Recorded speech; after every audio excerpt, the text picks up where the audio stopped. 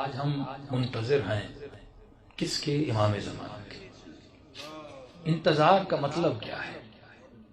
کیا مطلب یہ ہے کہ ہم ایسے اس شخص کی طرح انتظار کریں جو ٹکٹ لیتا ہے اور ویٹنگ لاؤنج میں بیٹھ جاتا ہے کہ کب جہاز آئے گا، کب بس آئے گی، کب ٹرین آئے گی، میں سوار ہو جائے؟ یہ انتظار کا مطلب ہے؟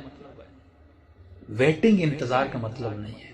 حدیث سناؤں آپ، افضل الاعمال انتظار الفرج، بہترین عمل انتظار مولا ہے۔ لفظ ہے عمل، اس کا مطلب انتظار ایکٹ ہے، ایک عمل ہے۔ انتظار بے عملی کا نام نہیں ہے۔ جو بس کا انتظار کرتا ہے، جہاز کا انتظار کرتا ہے، وہ کچھ کر نہیں رہا، وہ بیٹھا ہوا ہے ویٹنگ میں۔ ہمیں ایسے ویٹ نہیں کرنا جیسے پیسنجر ویٹ کرتے ہیں۔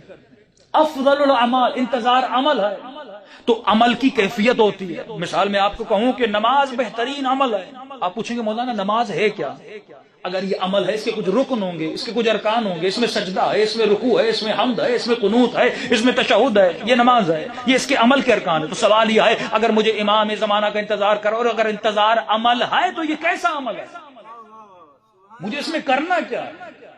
یہ کوئی خاص ایکٹیویٹی ہے جو مجھے انجام دینی ہے؟ تو معصوم فرماتے ہیں انتظار ایک عمل ہے۔ مولا یہ کیسا عمل ہے؟ مجھے کرنا کیا ہے؟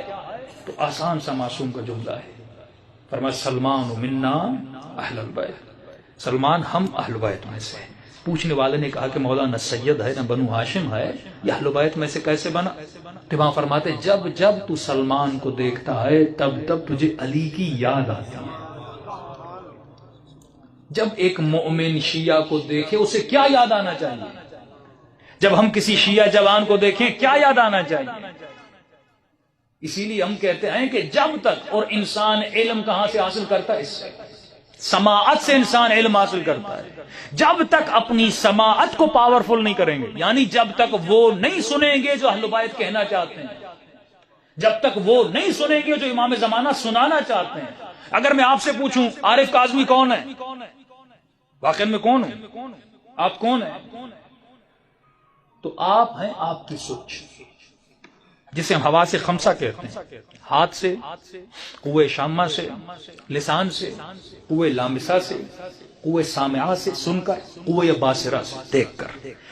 جو آپ نے دیکھا وہ آپ کے دماغ میں گیا، جو آپ نے سنا وہ آپ کے مائنڈ میں گیا۔